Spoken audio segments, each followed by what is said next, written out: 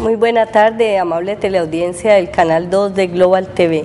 Nuevamente con ustedes en este espacio de media hora, un espacio académico, informativo, hasta didáctico, donde aprendemos, interactuamos con temas de vital importancia en materia de derecho, desde todas las áreas del derecho, para que en algún momento determinado que usted se pueda ver afectado por una vulneración de uno de esos derechos, pues haga valer sus derechos.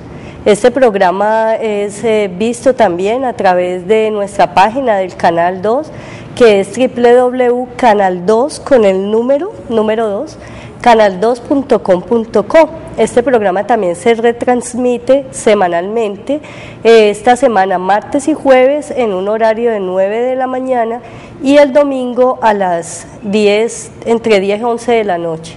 Les recordamos también que permanentemente en pantalla están apareciendo nuestros números de contacto, tanto los fijos como los números de celular y la dirección de nuestra oficina, para que cuando usted lo estime conveniente, pues separe su cita y podamos absolverle una consulta pues ya más personalizada, más en detalle. Les volvemos a recordar del desaparecimiento del señor Gustavo Patiño Vázquez, quien salió de su casa en el municipio de Cartago el pasado 21 de marzo de 2012. Volvemos a pasar su fotografía, si de pronto alguien lo ha visto, sírvase por favor informar al señor Carlos Gustavo Patiño Ospina a los números 317-731-0923 o al 314-654-7696.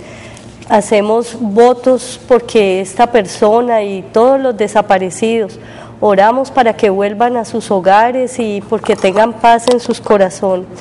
Doctor Mauricio, muy buena tarde, bienvenido a este espacio informativo y bueno, lo dejo para que usted nos comente o nos haga como una introducción de lo que fue básicamente el pasado conversatorio y nos introduzca en el tema de hoy. Muchas gracias. Gracias, doctora Aida Luz. Nuevamente, buenas tardes a la amable teleaudiencia del Canal 2, el operador de cable Global TV Comunicaciones, y a todos aquellos colegas que nos están enviando los mensajes de agradecimiento por lo didáctico que es el programa, y adicionalmente este conversatorio aporta mucho a aquellas personas que en algún momento requieran una posibilidad de consulta o de ayuda en temas de derecho. El pasado conversatorio nosotros hicimos comentarios respecto al derecho laboral y precisamos puntualmente los contratos de trabajo. Definimos qué era un contrato de trabajo, atemperándonos a lo que tiene definido el Código Civil colombiano respecto a que es un acuerdo de voluntades en el cual dos personas se obligan, la una pues obviamente bajo unas condiciones muy particulares y la otra persona, que siendo el empleado, pues obviamente tiene que retribuir con su fuerza laboral a prestar una actividad como tal. Eso en materia de contratos, también se establecieron qué tipo de contratos existen en nuestra legislación colombiana. Hablamos del contrato a término fijo, inferior a un año, hablamos del contrato indefinido, hicimos unas recomendaciones respecto a que esas formalidades que deban de tener empleado y empleador, respecto a que deben estar materializadas en un contrato de trabajo para evitar con posterioridad cualquier discusión que tenga que ser resuelta por un juez de la República en razón a las divergencias por las actividades que se prestan, por el horario que se desarrolla la actividad y asimismo el salario que se percibe. Hoy continuaremos abordando o desarrollando este tema fundamentalmente porque, como lo he mencionado al comienzo de esta nueva presentación que se hace en este programa, hay unas obligaciones tanto para el patrono, como lo define el Código Sustantivo del Trabajo, que es el empleador, y otras obligaciones que tiene el trabajador respecto a ese tipo de contrato. Entonces, doctora Aidaluz, precisaremos inicialmente con las obligaciones que tiene como tal el empleador respecto a ese contrato de trabajo, bien sea a término indefinido o a término fijo. Claro que sí, aunque es importante precisar, como lo manifestamos en el conversatorio pasado, que si bien la ley laboral no establece como una formalidad, una ritualidad para yo celebrar el contrato, también es cierto que si yo, por ejemplo, tengo un contrato, yo empleador tengo un contrato con un trabajador por una labor determinada, sí, pero no lo especifico en un contrato o no lo materializo en un contrato escrito, entonces se entenderá que ese contrato que es verbal es indefinido. Entonces yo pienso que aquí es muy importante que tengamos claridad en que no es por el hecho de yo no suscribir un contrato que me exonero de obligaciones, antes por el contrario, eso me puede causar graves perjuicios. Yo le hago una pregunta, doctor Mauricio, para que le clarifiquemos a nuestra amable teleaudiencia. Está bien que mayoritariamente pululan pues los contratos de prestación de servicios, máxime cuando son empresas grandes, porque pues digamos que el empleador piensa que con esto pues va, pues no sé si utilizar el término de evadir, pero de pronto eso lo que ayuda es como a rebajar lo que son los aportes parafiscales, que son significativos porque estamos hablando de un 9% del salario mínimo del trabajador, con cargo a la Caja de Compensación, al Instituto Colombiano de Bienestar Familiar, bueno, al SENA. Entonces es una apropiación que siempre es costosa, que para un empresario no es fácil, ¿sí? Contar con un 9%, pero ¿qué sucede? Si yo digamos que disfrazo ese contrato laboral por un contrato de servicios para casualmente, digamos, disminuir los costos laborales y de operación, porque es que tener un empleado a cargo, así sea por el salario mínimo, significa que yo debo tener una partida más o menos de 1.100.000 pesos si es por el salario mínimo, devengando ese trabajador un salario mínimo, porque yo tengo que hacer apropiación, la partida para las cesantías, que son anuales, para los intereses a las cesantías, para las vacaciones y para las primas de servicios, que son semestrales. Aunque ahora está en el Senado, está en debate una propuesta, un proyecto que habla de que el trabajador solamente podrá disponer del 50% de las cesantías para efectos de la vivienda, y ese otro 50% lo tendrá que tener en otra cuenta, o sea que va a haber otra partida donde él podrá tener ese otro 50% y no podrá hacer uso de él, salvo cuando quede pues desempleado, cesante, pero si vuelve e ingresa laboral en el término de un mes, quieto, porque no puede mover ese dinero. Esto pues según los legisladores y todo eso es como para ayudar al trabajador, como tenemos poca cultura del ahorro, o sea, es la idea pues, ¿no?, que nos han vendido es para una idea eso. Forzosa. Es un ahorro forzoso porque no tenemos la cultura del ahorro. Entonces decirle al trabajador, mire, no va a gastar la platica, porque sucede mucho que cuando un trabajador queda cesante, cuando va a iniciar a buscar empleo, muchas veces no tiene para hacerse tomar las fotos, para el transporte, para ir a comprar o mandar a hacer las hojas de vida, pues con los formalismos que se requieren. Pero yo le hago una pregunta, doctor Mauricio.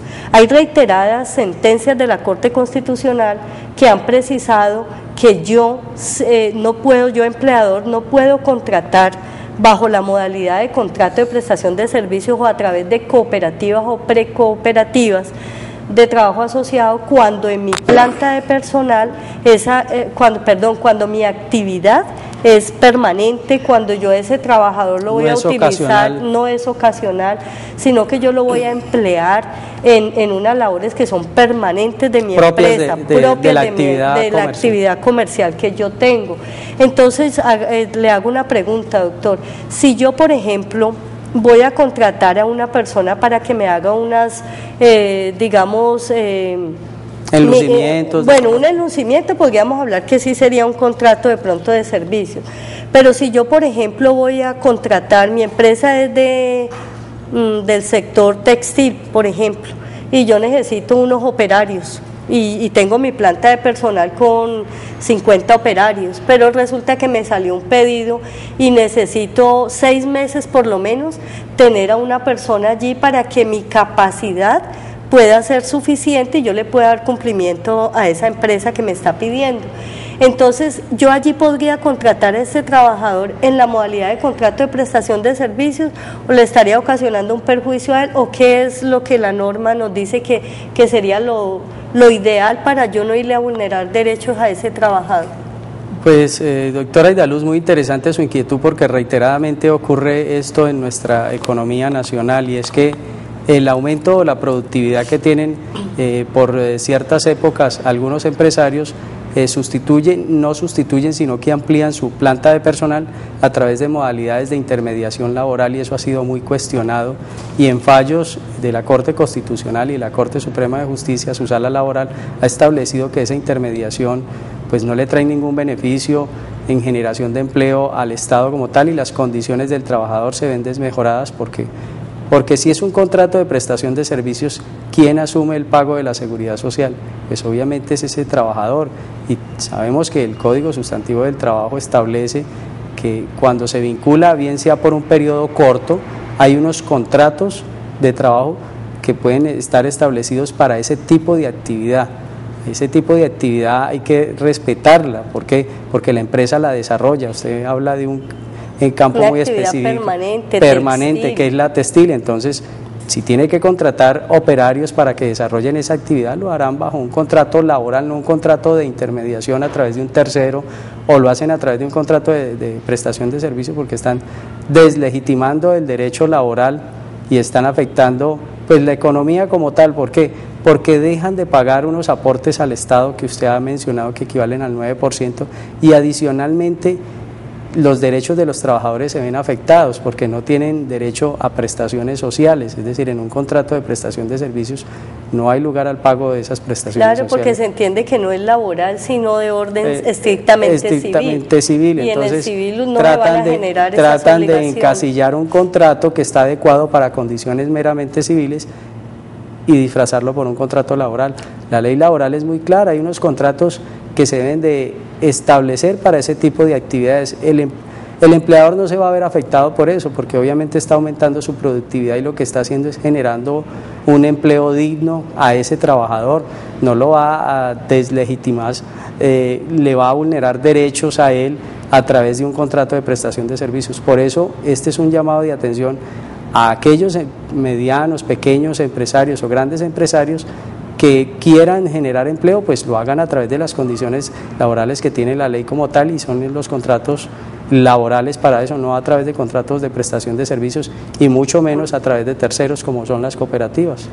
A menos que sí se requiera un contrato de servicios, porque básicamente el contrato de prestación de servicios va enfocado es como al intelecto, ¿no? Entonces yo, por ejemplo, en una empresa requiero los servicios de un contador, de un profesional, un contador público, pero un yo no auditor requiero, en particular, o un auditor, o un revisor fiscal, o el abogado también. Entonces yo no necesito que el abogado, el contador o el revisor fiscal estén permanentemente ejerciendo su actividad, sino que sencillamente el contador, horario, ¿no? Exacto, no se tiene que ceñir a un horario, que es la diferencia con el contrato laboral, porque sencillamente yo estoy contratando por un resultado. Entonces el contador irá cada mes, no sé, me presentará los balances, el revisor fiscal de igual manera, el contador los informes de los procesos que está adelantando, pero yo no requiero que ese profesional en cualquiera de las áreas que sea, y no hablamos pues de una carrera específicamente, porque hay gente que también, personas pues que tienen unos conocimientos tecnológicos, técnicos, y se los contrata por ese intelecto de ellos. Pero en esos casos es donde nosotros nos encontramos con las confusiones, y es que yo, empresario, digo, no, pues voy a celebrar un contrato de prestación de servicio y resulta que le exijo a mi contratista que me preste, que venga aquí y que me ingrese en un horario de 8 de la mañana, por ejemplo, a 5 de la tarde o a 6, no, porque si es un contrato de prestación de servicios se entiende que es un contrato que no está regido por el ordenamiento laboral. Entonces estaría yo, si le estoy exigiendo un cumplimiento de un horario, pues entonces estoy ya entrando a decir que existen los tres elementos del contrato en el terreno del contrato de trabajo, porque ya le estoy diciendo prestación personal, y resulta que el contrato de prestación de servicios no es personal, no es intuito persona como es el contrato laboral, porque en un contrato de prestación de servicios, si yo mañana me enfermo o tengo alguna situación que me impide ir a realizar mi trabajo, yo puedo hablar con el contratante, y decirle que voy a enviarle a otra persona que puede hacer ese trabajo esa actividad que yo estoy desempeñando. En el contrato de prestación de servicio laboral no, porque el contrato laboral es personal. O sea, es un contrato que yo lo celebro con esa persona en específico, que es subordinada. En el contrato de prestación de servicios no hay subordinación, porque yo le digo al contador, usted me rinde el informe, a mí me interesa que él cada mes me presente el balance, él ya determinará si viene 5 días a la semana o si viene todas las tardes, ese ya es pues su problema, porque él ya mira en qué término pues puede terminar. Y un elemento adicional en lo que incurren muchos empleadores es en los llamados de atención a los contratistas. Ajá, sí. Es decir, y les pasan hasta los famosos memorandos. No, si yo tengo un contrato, los llaman a descargo. Entonces, señor empresario, si usted tiene claro que tiene un contrato de prestación de servicios suscrito con Pedrito Pérez, entonces no caiga en los requisitos que se establecen para un contrato laboral. Es decir, no haga exigencias de índole laboral porque su contrato es deslegitima el contrato. O sea, si usted está convencido que su contrato es de prestación de servicios, que se está desarrollando a cabalidad, entonces no llame a descargos a su contratista porque no se presentó ayer, o porque llegó tarde, o porque el informe usted quería que lo tuviera a las 8 de la mañana y él se lo presentó a las 10, no. Entonces no caiga en eso para que no se degenere ese contrato que usted suscribió pues como contrato civil. Entonces, ya retomando el tema de lo del contrato laboral, como dijimos, hay unas obligaciones de parte y parte, hay obligaciones tanto para el trabajador como para el empleador. Algunas de las obligaciones contempladas en nuestro Código Laboral para el trabajador es que por ejemplo, cuide los materiales, cuide las materias primas, cuide los elementos que le dan para trabajar. Obviamente que los elementos que a uno le dan pues sufren un deterioro normal, ¿cierto? Que es por el tiempo, pero que no sea a propósito, que yo no voy a coger el lápiz, entonces lo voy a quebrar, lo voy a partir en 3 pedazos para que me cambie el lápiz, o voy a dañar el computador, le voy a echar agua. No, o sea, que sea un daño que corresponda al uso normal. Pero cuando yo lo hago a propósito, pues hasta puedo incurrir en una de las causales para que a mí me puedan despedir así, sin indemnización y sin nada. Sería porque una estoy justa atentando, causa sí, contra es una los justa bienes. Causa porque estoy atentando contra los bienes del empleador. Otra cosa que yo no puedo hacer como trabajador es ir a cometer actos pues violentos, de maltrato, o sí, tampoco ilícitos, pero esos violentos con mi patrono o con los familiares de mi patrono o con los demás compañeros de trabajo, de acuerdo con el orden jerárquico pues que está establecido en la empresa. Esas cosas yo no las puedo hacer como trabajador, no puedo revelar, por ejemplo, confidencias o situaciones de índole estrictamente de la actividad que desarrolla la empresa. Eso me está pues vetado a mí, ir a revelar los secretos de la empresa o cómo se hace. Si por ejemplo yo trabajo para una empresa que tiene una fórmula tal para un producto determinado, pues mal hago yo como trabajador ir a decirle a la competencia pues cuáles son sustancias o qué es lo Los que se ingredientes emplea, los básicos ingredientes básicos para preparar el producto, porque sería desleal con mi patrono, porque cuando yo suscribo el contrato y por esa subordinación que va inmersa en él, en ese contrato realidad, quiere decir que yo soy fiel, pero fiel se entiende a la actividad que yo estoy desarrollando, fiel al trabajo que me están ofreciendo, que me están brindando. Entonces, en ese orden de idea, yo tengo que ser leal a la actividad pues para la cual fui contratada. Bueno, también decimos que cuando hay digamos, algo que no se pueda divulgar, ¿sí?, dentro de la empresa, ni de pronto con otros compañeros, porque hay distintos pues órdenes jerárquicos, pues yo tendré que ser también leal a esas especificaciones que me da mi empleador.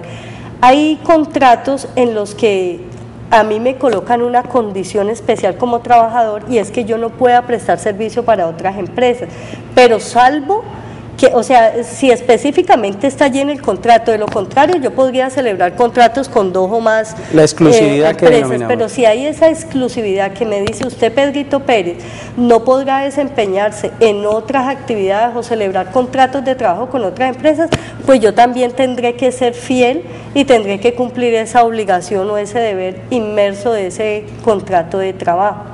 Asimismo, también el empleador tiene unas obligaciones especiales conmigo como trabajador.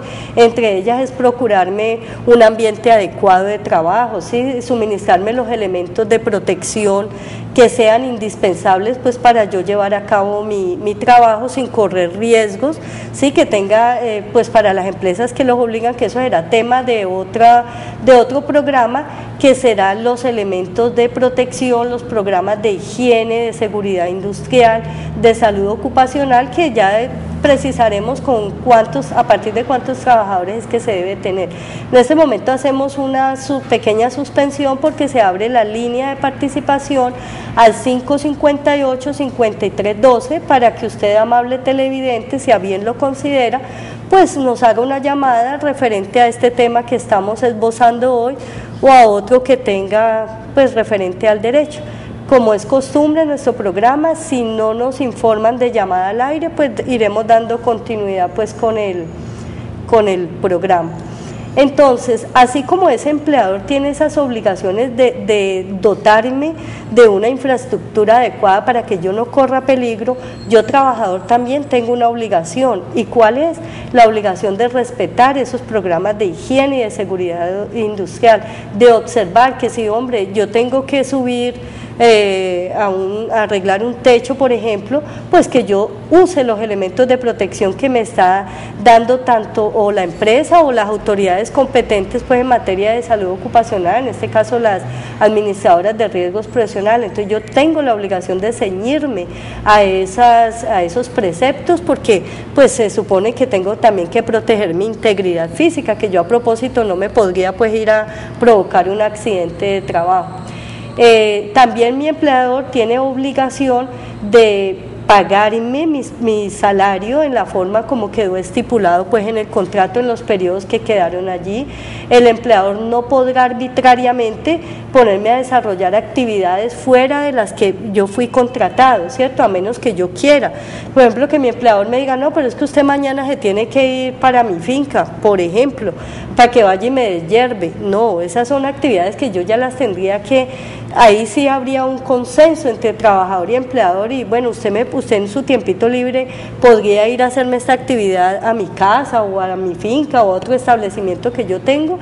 En esos casos sí, pero no me puede obligar. Corriendo el riesgo altísimos también. riesgos. Exacto. Porque en el evento en que llegue a ocurrir una situación particular, pues no sé la contingencia entre ambas partes cómo la manejarán, porque no será cargo Eso es cierto, parte del contrato, ni mucho menos de la aseguradora de riesgos profesionales que se tenga para ese evento. Y ese punto sabe que es muy importante, doctor, porque de hecho cuando nosotros hablábamos en un capítulo por allá muy atrás se dice adelante, que hablábamos de los riesgos, la administradora de riesgos profesionales, y mejor en un conversatorio pasado para quedar mejor.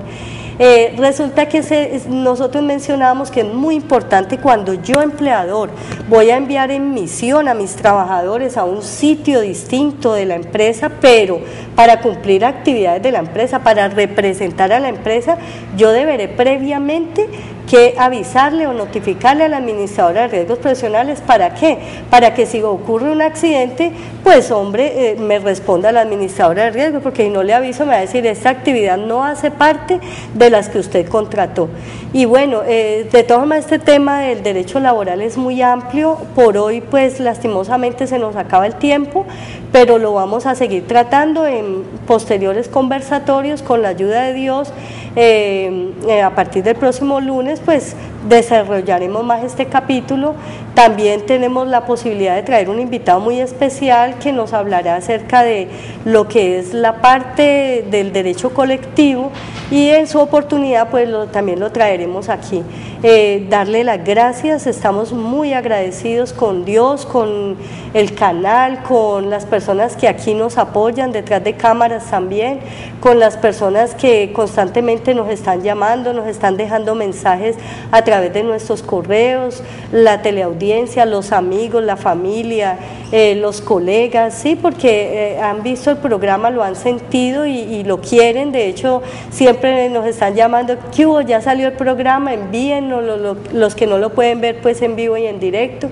Entonces les damos las gracias a todos ellos, rogamos a Dios porque este programa pues siga adelante. Doctor Mauricio, estoy supremamente agradecida y muy complacida de trabajar con usted aquí, este espacio tan bonito, y porque pues le hemos entregado el corazón al programa y pienso que ha sido de ayuda para mucha gente y también para nosotros mismos. Muchas gracias, doctor Mauricio. Gracias, doctora Aidaluz, por compartir este set, y ya llevamos 21 conversatorios hasta el momento, el cual ha sido de muy buen recibo por la comunidad caleña y de la área metropolitana que nos pueda observar en vivo y en directo por la señal de nuestro canal 2, y aquellos colegas que se les ha reenviado el programa están muy interesados por los temas que hemos venido tratando.